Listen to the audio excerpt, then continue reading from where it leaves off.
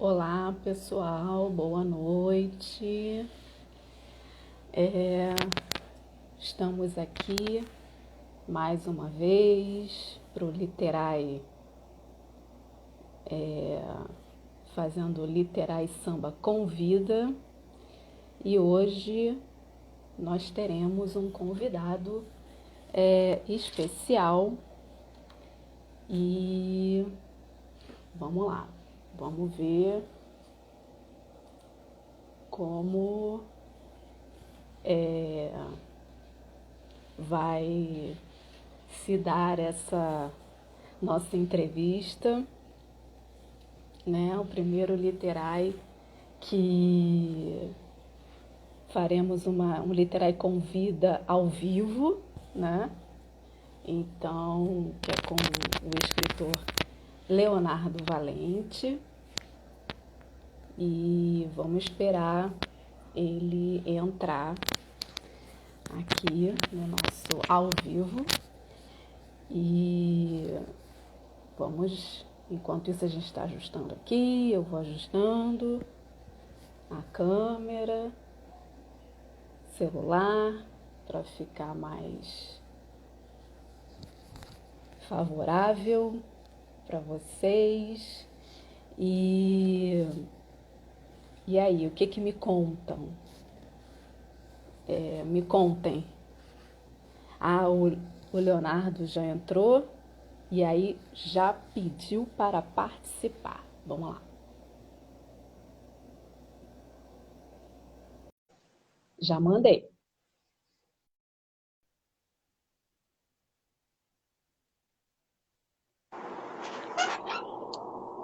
Olá, Olá, tudo olá, bom, Luzia? Leonardo. Tudo bem?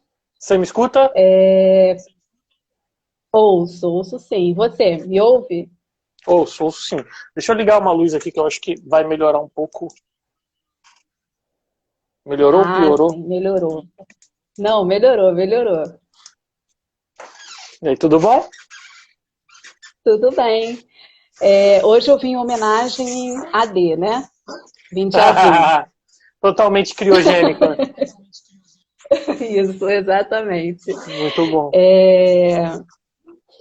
Bom, primeiro eu queria te agradecer por topar participar dessa loucura que são as lives do Literai, né? Porque as nossas lives são assim engraçadíssimas. E assim, eu não tenho muito um roteiro para fazer live, mas eu confesso que para fazer a sua live eu fiz um roteirinho, né? E assim, ao todo tem umas 100 perguntas, vale?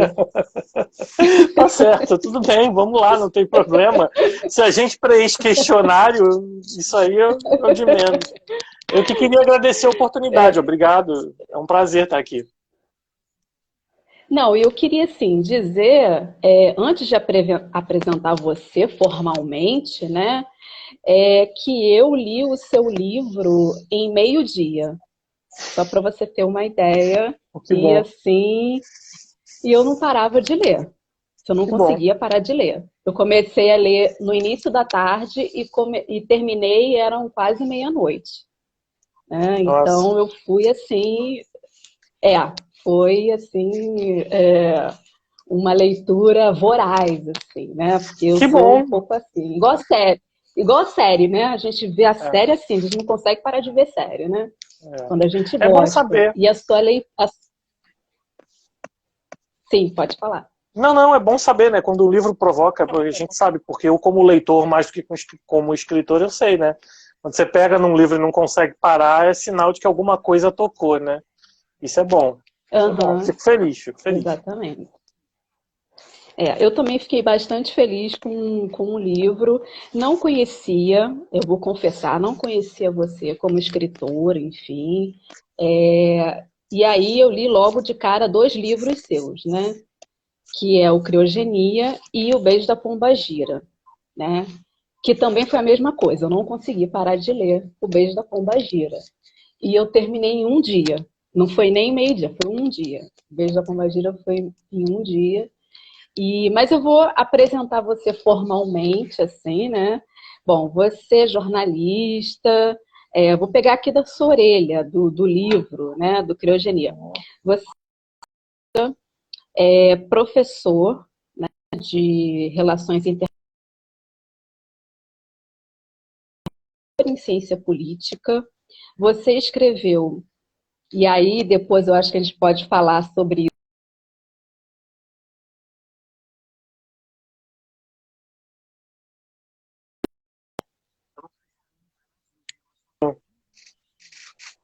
Eu vi você travando.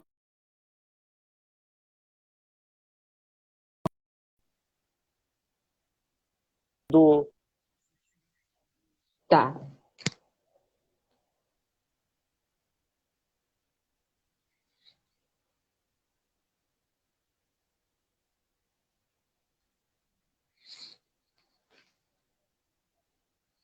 Vamos esperar, vamos ver se ele consegue. Senão a gente derruba e começa de novo.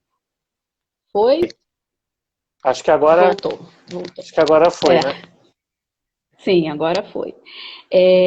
Como eu estava dizendo, você é jornalista, é professor de Relações Internacionais da UFRJ,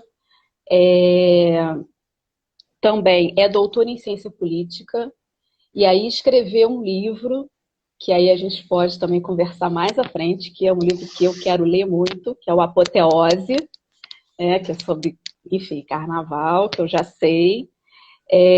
O Beijo da Pombagira, Calote, é um organizador da coletânea Antifascistas e agora está com Criogenia de D, que você lançou recentemente. Eu vi uma live sua e eu gostei bastante da live de lançamento do livro. E a minha primeira pergunta é: como surgiu o seu gosto pela leitura, por literatura? Em Bom, pequeno, em adolescente? pela literatura é uma história muito antiga, sabe? Muito antiga. Eu tive o privilégio, e é realmente um privilégio num país que não estimula a leitura, né?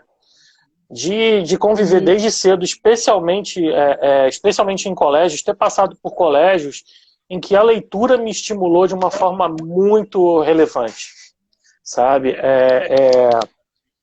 Eu passei por um colégio ainda na quinta série, antiga, hoje sexta série, não lembro, essas coisas mudaram, mas ainda do que a sim. gente chamava de primeiro grau, né, ensino fundamental, eu tinha aulas de leitura, uma disciplina só de leitura. Então, assim, tinha uma sala na escola com um carpete, sofás, almofadas, onde uma vez por semana a gente ia conversar com uma professora, que era uma professora só de leitura, e que a gente conversava sobre os livros da semana, os livros que a gente tinha lido na semana. E isso foi um estímulo absolutamente assim fundamental para o gosto de leitura, né? Eu acho que Uhum, esse hábito começou aí, ainda na infância mesmo. uhum, E, sim. e eu era um leitor muito ávido também, quando criança, de muita coisa diferente. Eu gostava muito de ciência, então eu era muito curioso. Eu ia para a banca de jornal, comprar tudo quanto é revista, ou de ciência ou de ufologia. Eu era maluco por aqueles assuntos, né? E quando eu era Então, criança. então você. Hã? Então você deve ter o livro Eram os Deuses Astronautas, né? Você deve Li ter esse tudo, livro, né? Que é um absolutamente clássico. tudo. Tudo, tudo, tudo. E quando eu era criança ainda, tinha, além do Eram os Deuses Astronautas, tinha muita publicação do gênero.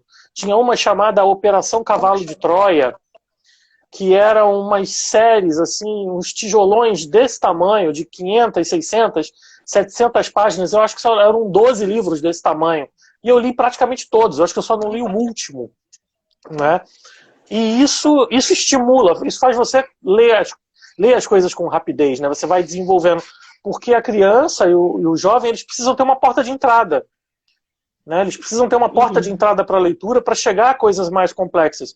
Por isso que eu não critico, eu acho maravilhoso que a criança leia Harry Potter, que leia o que uhum, aparecer pela frente, porque isso vai treinar, vai estimular, vai fazer com que ela depois dê outros saltos, né? Uhum. Eu sei que é importante, eu sou da turma que acha importante ler clássico também, né, na escola, mas eu acho que não só isso, porque eu acho que você precisa trazer a criança, trazer o jovem para a leitura. E desde cedo eu sempre tive essa intimidade.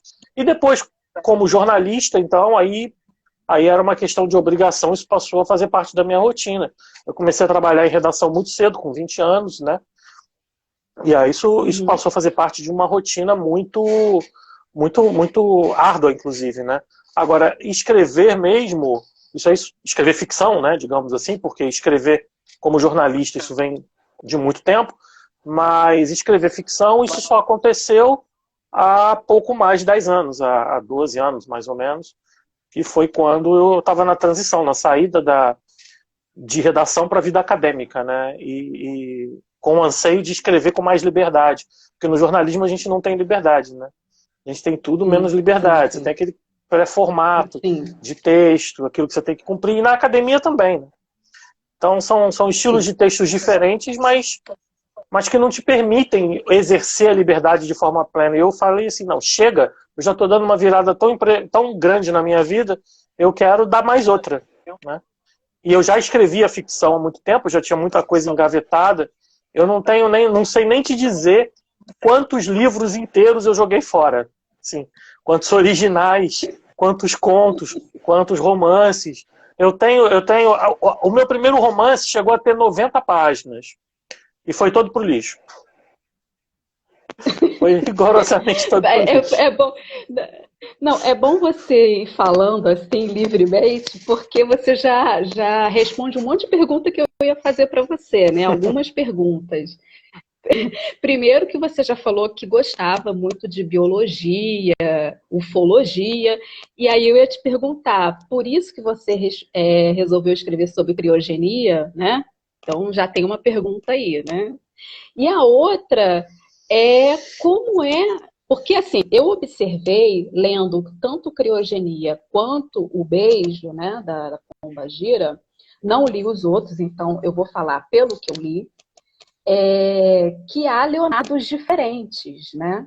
E aí eu fico me perguntando como um professor de relações internacionais, que a gente imagina assim, nossa, né, uma pessoa séria, super séria, e aí escreve o Criogenia à parte, por exemplo, que tem uma questão escatológica, né? Que aí eu me lembrei muito do Rubem Fonseca, que é meu grande ídolo, que é o Rubem Fonseca. Então, assim, e aí eu te faço essas duas perguntas já pelo que você falou, né? A questão da criogenia, por que escreveu sobre criogenia, e a questão como é ser vários Leonardos num só. Ou se pode, ou se é confuso ter vários Leonardos em um só. Bom, vamos lá. Sobre o criogenia, na verdade, o nome, o título, né? Veio do interesse pela ciência quando criança. Até sim, eu era fascinado por essas questões, mas isso vem muito do meu pai. Meu pai falava muito, quando eu era criança, que o Walt Disney tinha sido congelado. E eu era fascinado por Walt Disney, eu era fascinado pelos desenhos do Walt Disney. E ele contava que não, mas o Walt Disney ele foi congelado um pouquinho antes de morrer. Na hora em que ele ia morrer, ele foi congelado e para que depois, quando os médicos tiverem condição de salvá-lo, descongelá-lo. Aquilo ali, você imagina para um garoto de 9, 8 anos, eu ficava pensando, mas será que vale a pena você perder um minuto da vida que seja para ser congelado, se você não vai ter garantia que você vai voltar? E eu fazia divagações filosóficas, eu era muito dado a divagações filosóficas, assim. Eu adorava filosofar sobre vida, sobre morte. Não sei se isso é coisa de signo, para quem acredita em signo, mas eu gostava muito eu acredito. Eu acredito muito em signo. Pois eu sou de Escorpião, então dizem que o Escorpião é o signo do mergulho, né? Então eu sempre gostei muito disso. E essa coisa depois essa história saiu de moda, né? Essa coisa da criogenia saiu de moda. mas isso ficou na minha cabeça.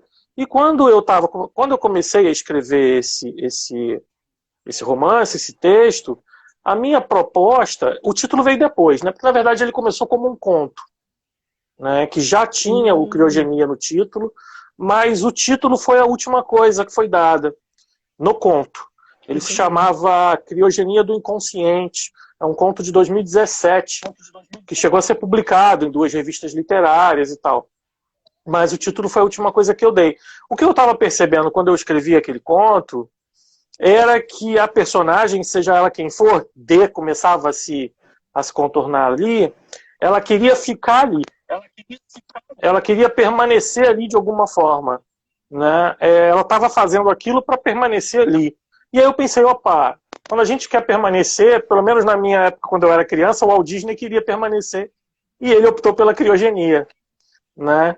Então, essa foi a relação direta que eu fiz para o título.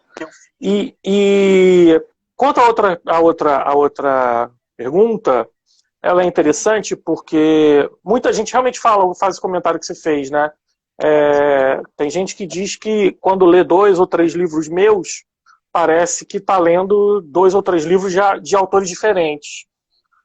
Mas eu já vi gente também falando que encontra elementos norteadores, identificadores nas obras, né? Eu acho que é o seguinte, eu nunca, Luzia, eu sou uma pessoa que desde novo sempre tive a característica de transitar entre vários grupos e nunca pertencer a nenhum deles, sabe? Então, essa é uma característica minha de vida. Então, eu comecei na imprensa, depois eu fui para a academia, depois eu entrei na literatura, e sempre me identificando muito, mas ao mesmo tempo trazendo a minha bagagem de outros grupos e conseguindo me inserir ali, mas me inserir ao mesmo tempo com o olhar de fora. Né?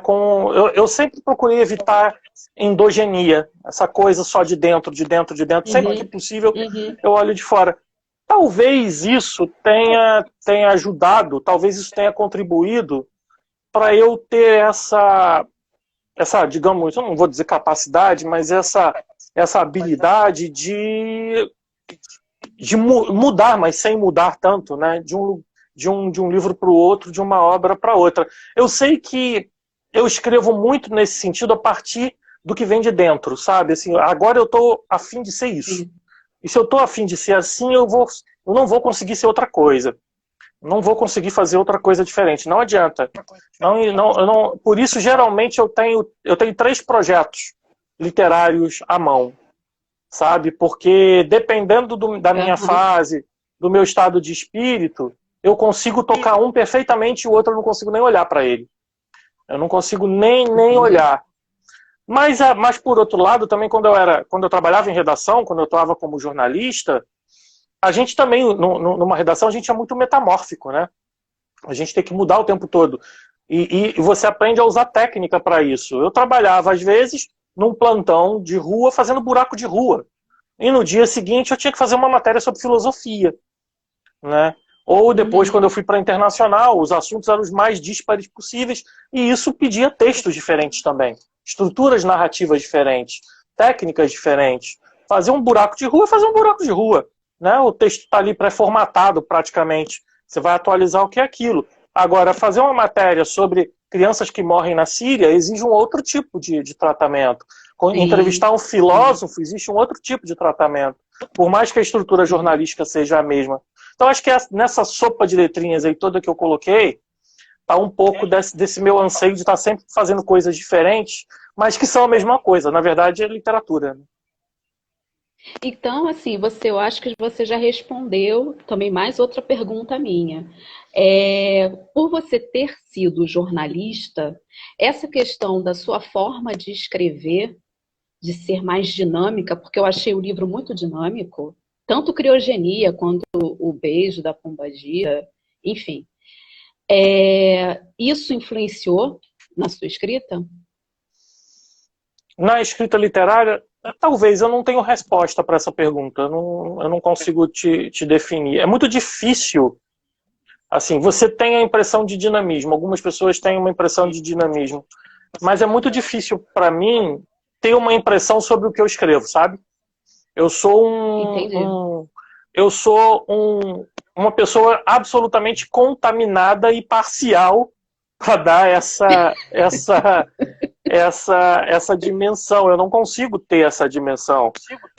Eu sei o seguinte: se eu consigo ou eu não consigo, eu não tenho como saber. Mas eu procuro o máximo possível me desvencilhar de qualquer amarra que o texto jornalístico me trouxe. É claro que o texto jornalístico me trouxe vantagens, né? O texto, o ofício do jornalista me trouxe o pôr a mão na massa, sabe? Eu não tenho medo de página, eu não tenho medo de parágrafo, eu não tenho medo de sentar e produzir, né? As páginas não me assustam. Para quem já passou por tese, por dissertação também, né? Então, esse tipo de coisa, sim, é treinamento, né? É adequação. O medo da página em branco você não tem? Não, porque quando ela não vem, eu digo para ela e falo assim: vai pro inferno. Vai ficar em branco, eu não quero saber. Tem dia que eu brigo com ela, tem dia que eu viro e falo: vai ficar em branco, que se dane. Né? No criogenia ficou. Né? Ficou. Então, falei: não vou, Ótimo. sabe? Não vou, vai, entendeu? Mas é claro que a gente, quando bate em segurança, óbvio que bate em segurança. A gente não tem. É difícil você ter a dimensão do que você está fazendo, né? Muito difícil, sim. Sim. Mas quando a gente fala assim, quando a gente é genuíno na intenção, do tipo, eu tô querendo fazer o melhor, tô querendo produzir o melhor, né? Tô querendo e como dizia Clarice, é muito trabalho. A simplicidade é muito trabalhosa, né? É muito, muito trabalhosa. Quando você está fazendo o seu melhor, você faz e entrega. E aí você vê depois o que acontece. Né? Acho que é mais ou menos por aí. Porque assim, agora a gente vai entrar em criogenia mesmo, né? Apesar do texto ter muitas pausas, porque tem muitos pontos finais, né, na escrita, eu acho que isso gera um dinamismo incrível para a leitura. Bom, pelo menos para mim, né, quando leio. E eu achei uma leitura muito dinâmica, né? Até porque Clarice também tinha isso, ela períodos curtos, né, no modo dela de escrever, e para mim é um dinamismo, enfim. E aí eu vou fazer assim, eu não consegui, lendo criogenia, e eu acho que esse era o objetivo, não sei se esse era o objetivo seu, mas para mim foi uma sacada assim, eu não consegui ver um tipo físico para D, sabe? Uhum. Porque geralmente a gente, quando lê um romance, né, e tem uma personagem, a gente imagina, né? A gente imagina aquela personagem, e eu falo a personagem, gente, não é porque é mulher ou homem, não, tá? É a personagem porque é um gênero comum de dois. Então, a personagem tanto vale para o feminino quanto para o masculino. E é essa a proposta do Leonardo, não ter gênero mesmo, né? Tanto faz, até porque a gente fala em D, fala a respeito de condições humanas, de sentimentos, que isso aí independe de gênero, né? E aí, eu acho que você encontrou, não sei, uma fórmula, se é que eu posso dizer. Eu não consegui imaginar assim, fisicamente, concretamente. Apesar dela querer ser congelada, né? E o congelamento se dá através da escrita, né? Mas eu não consegui congelar, sabe? Ver. E para mim isso foi muito bom. E aí foi uma saca. Eu falei, nossa, será que ele imaginou isso? Ele pensou justamente nisso? Ele quis passar isso mesmo? Queria, eu não tinha certeza se eu ia conseguir, mas eu queria. Porque é interessante. Então conseguiu. Então conseguiu. Foi esse o objetivo. É porque o interessante é que quando a gente tira. Nossa, eu agora comecei a ouvir a minha voz. E isso tira a concentração aberta. Peraí, só um segundo. Deixa eu ver se eu consigo resolver isso. Sabe quando você ouve com delay? Uhum. Mas vamos tentar. Vou diminuir aqui, vou tirar o fone, porque eu acho que melhora a minha... Mas você continua me ouvindo, né? Continuo. Tá. Bom, quando eu imaginei a construção da personagem, eu pensei o seguinte: uma das principais, a gente sempre procura imaginar como é que eu vou ver a personagem e como é que o outro vai ver, né? E uma das coisas basilares para isso, e acho que é basilar não só para a personagem, mas para tudo que a gente vê, para todas as pessoas ou de quem a gente ouve falar, é o gênero. A primeira coisa que você pensa é: fulano é fulano, ou fulano é fulana, ou é fulano cis, ou é fulana trans, né? Quando você tira isso, né? Quando você tira essa possibilidade de definição, você torna isso indefinido, você tira todas as outras bases de classificação física e até comportamentais. E o mais curioso é que alguns leitores não se conformaram com isso. Então eles tentaram classificar de todo jeito. A coisa que eu mais ouvia é: não, D é mulher. Eu falei: mas por que D é mulher? Porque D tem um estilo de escrita, de fala, de mulher. Tipicamente de mulher. Eu falei: mas por que isso? Existe estilo de escrita de mulher? Outros falavam assim: não, D é homem. Aí eu falei: mas por que homem? Não, porque uma mulher não falaria em sexo fordista, não faria as coisas que D fez, etc. Então há uma espécie de inconformismo, uma necessidade muito grande das pessoas de classificar. Né? E não só personagem, mas tudo que a gente vê, todos que a gente vê. E no caso da língua portuguesa, a gente faz questão de classificar até as palavras, os substantivos, os adjetivos, as coisas. Né? Só que a gente não se dá conta, por exemplo, que ponte em português é em feminino, mas em alemão é masculino. A gente não se dá conta de que tem muito idioma em que substantivos não têm gênero.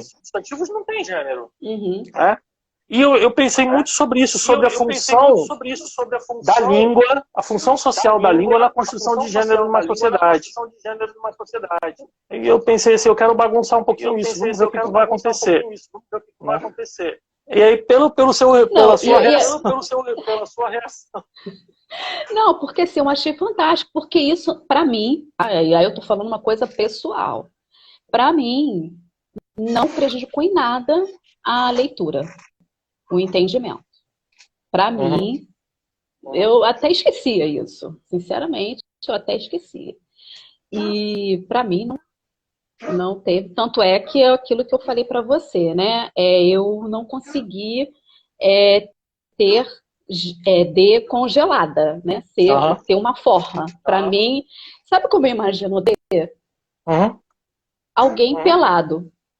Pronto. Porque eu não consigo colocar nem o vestido azul, nem o terno azul do final, tá? Só isso que eu acho, eu não consigo, porque a nossa língua, quer dizer, a nossa linguagem, ela está intrinsecamente ligada a signo.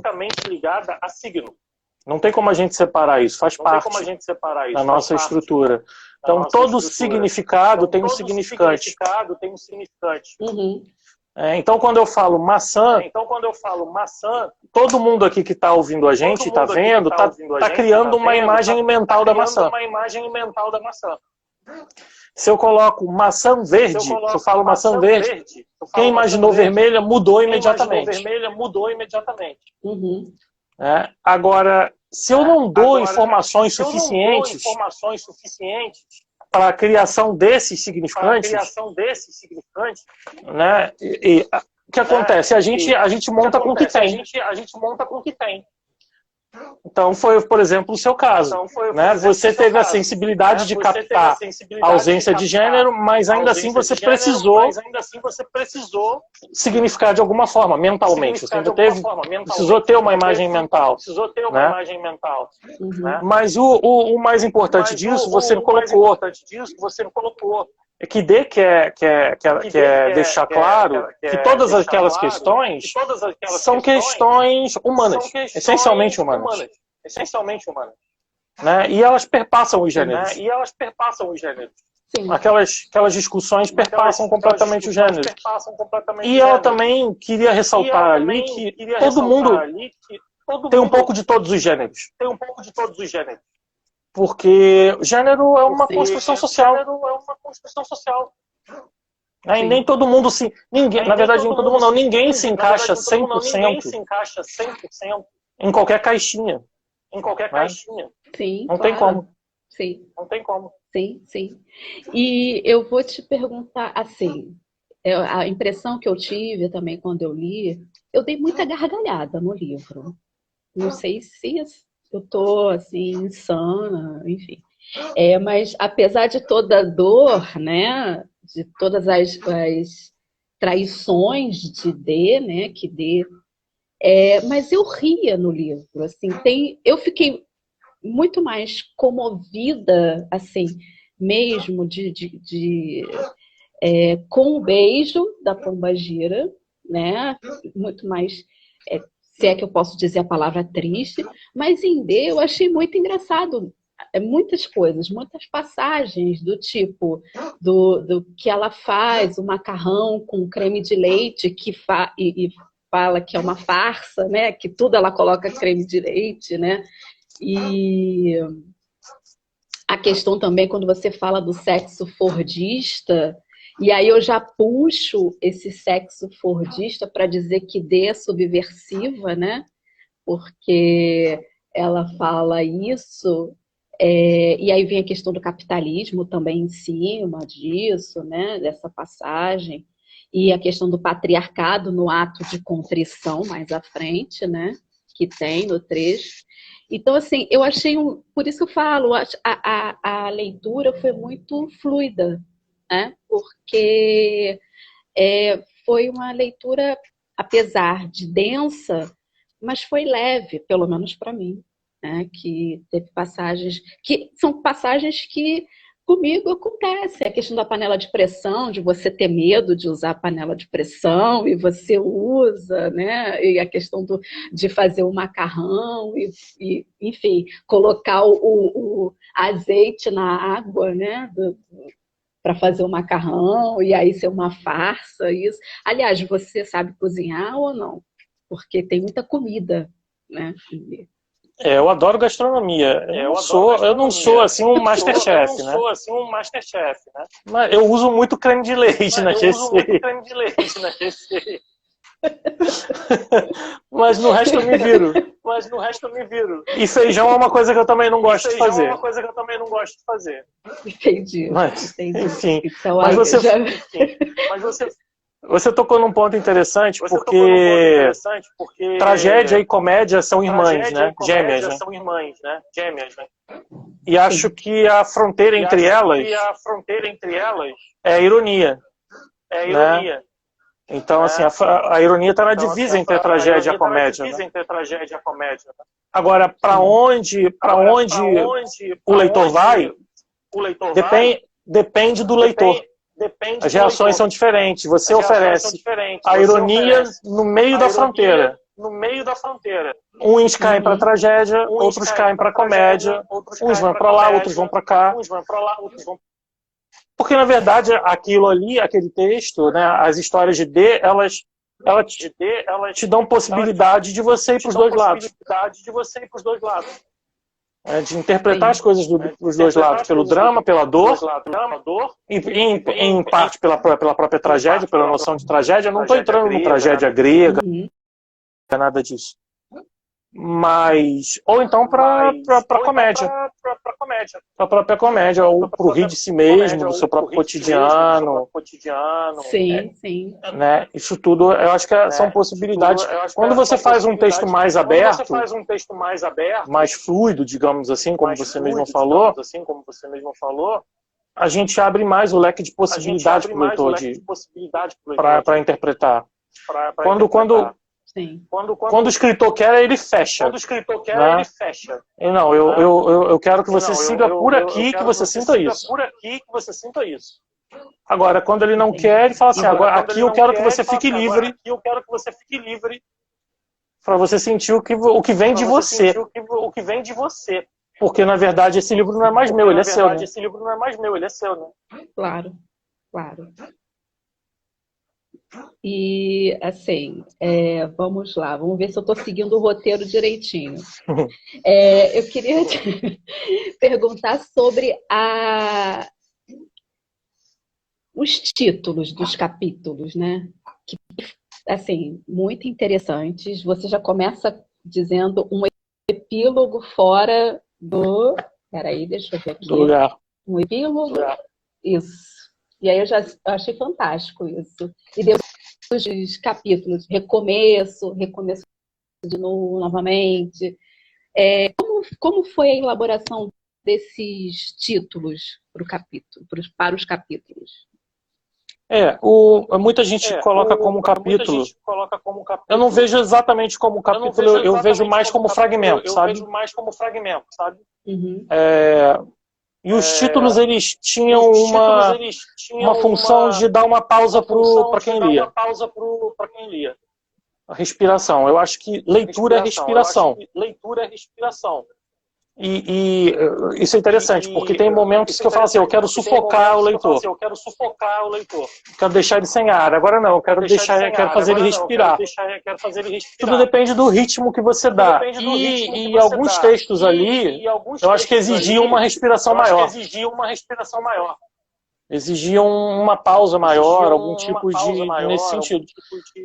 Então, por isso eu optei por essa escrita fragmentada, muito cortada.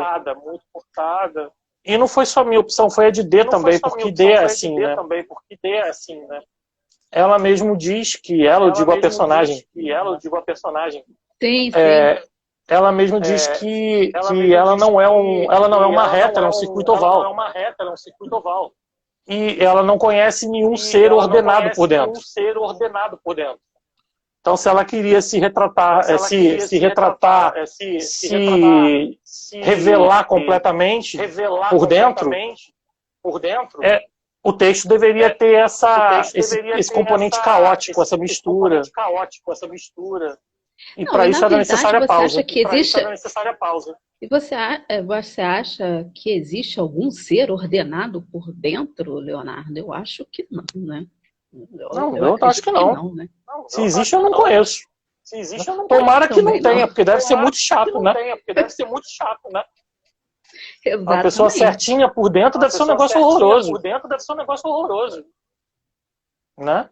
Ou então tá morta, não sei. Né? Ou então tá morta, não sei. Pode ser. Eu não sei se você falou a respeito de signo e tal, que você acredita. Tem passagens no texto que falam de coisas, de questões religiosas, assim, palavras que têm vínculo religioso. Questão de umbral, né? Umbral é dito em determinada religião, tem a questão do ato de contrição, você fala em Bíblia, né? Quer dizer, né? Ali, em Bíblia. Por que você utilizou isso, essas palavras? Porque a personagem ela é completamente conflituosa em relação à gnose. Acho que como quase todo mundo, né? E um dos elementos mais conflituosos, não só dela, mas acho que para todo mundo, e aí é uma característica mistura gnose com herança social, que é a culpa cristã, né?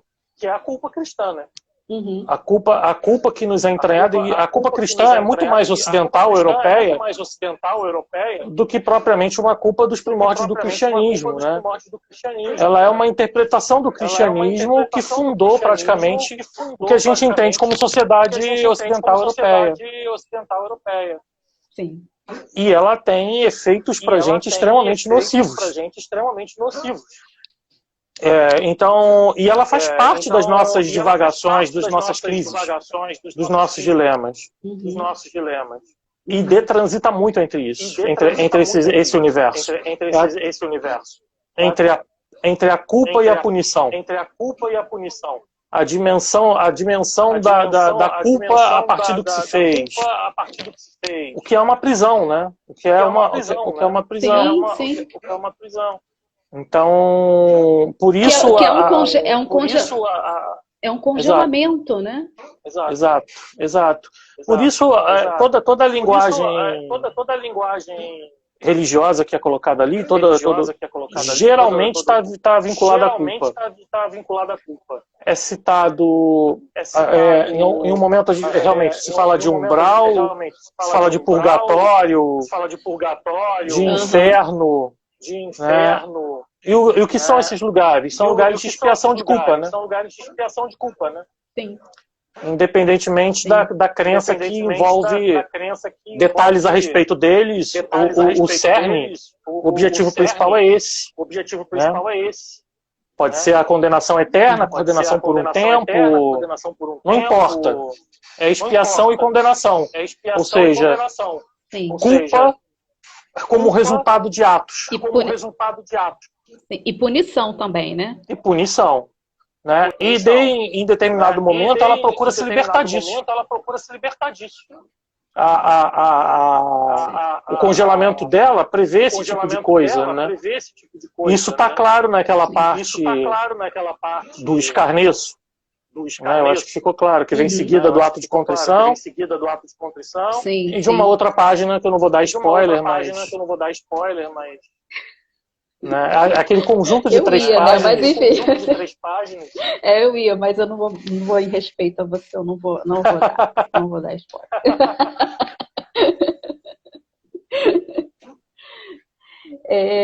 Uma outra coisa que eu queria assim perguntar, que ficou muito evidente, não sei, no texto,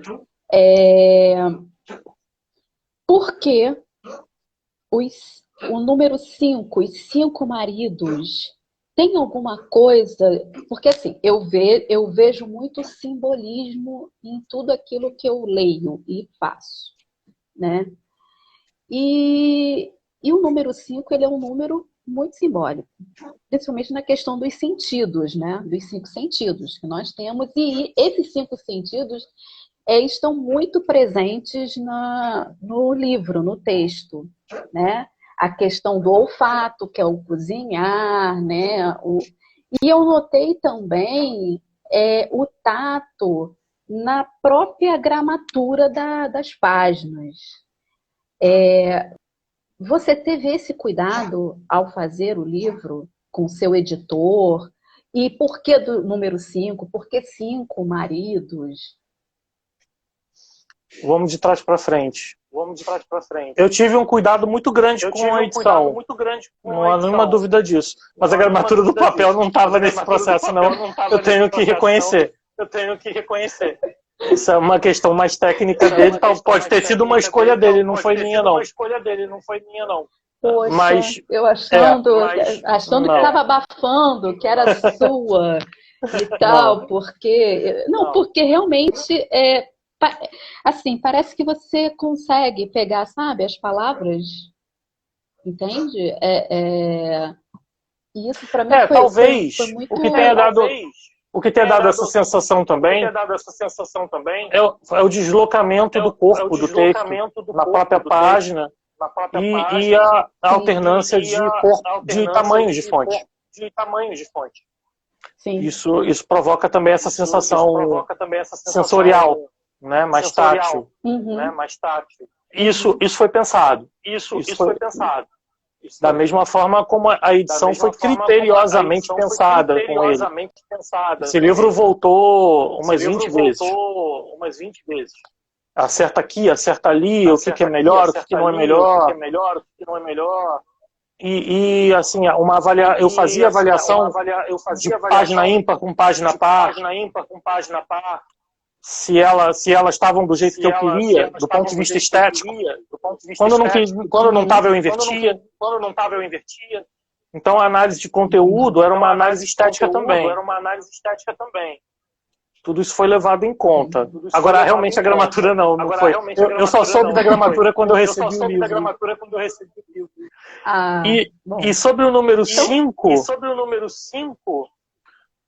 Olha, se for um processo inconsciente, eu coloco como válido, mas eu também não... Eu não fiz essa relação, até porque eu não conheço... Eu não conhecia o poder do número 5. Eu fui me interessar por isso quando eu li a sua resenha. O que é muito legal, né?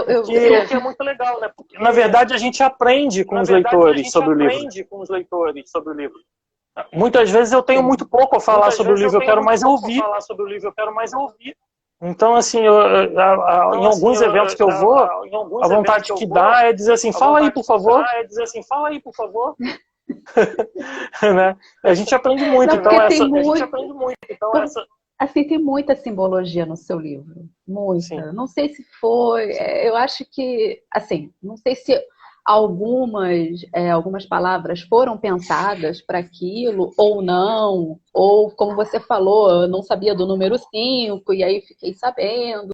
Mas assim, tem muita simbologia, principalmente quando você fala, tem uma parte que é em espiral, né? Que ela queria que o texto fosse em forma de espiral.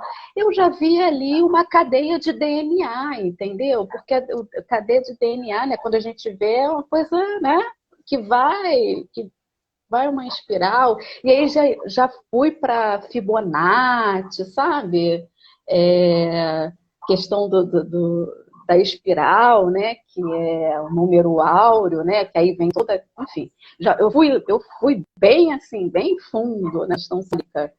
E assim, eu acho que é um privilégio da gente enquanto leitor, né, fazer isso, né, poder fazer isso. E é um lugar muito privilegiado do escritor de ter acesso a essas interpretações. Feliz do escritor que pode ter acesso a um número infinito de interpretações de leitores. Porque muitos dos nossos processos, eu acho que a crítica literária está aí para isso, né? São processos inconscientes também. Alguns são conscientes, né? Muitos são conscientes, mas outros não. O que não significa que não sejam verdadeiros, que não estejam ali. Sim. Quando você falou da espiral agora com DNA, eu acabo de me dar conta de que sim, faz todo sentido. Eu posso ter inconscientemente ido para esse caminho na hora que eu fiz ali. Né? Então acho que isso é muito rico, né? Isso é o bom da literatura. É a capacidade que a gente tem de transformar uma obra em milhares de obras. Exatamente. Não, porque eu fui logo para a cadeia de DNA, porque eu já pensei logo assim, nossa, criogenia também pode se congelar óvulos e sêmen, né, esperma. Então, assim, você pode fazer, enfim, outra vida, né, dar vida, né. Então, eu já fui para esse lado. Leonardo, eu tenho que falar uma coisa. Nós estamos com 48 já minutos e, assim, eu tenho muita coisa para perguntar ainda para você. Você ficaria triste se eu finalizasse e voltasse de novo? Porque tem pergunta de membros também. Não? Sério? Sem problema. Pode ser? Pode ser. Então eu vou fazer isso. Eu vou fechar a live aqui para a gente ir para a segunda parte da entrevista, porque eu não cheguei nem na metade do que eu ia perguntar, mas tudo bem, eu não vou conseguir fazer todas as perguntas. Então a gente se vê daqui a pouco, tá bom? Tá bom, ok. Beijo. Tchauzinho. Beijo.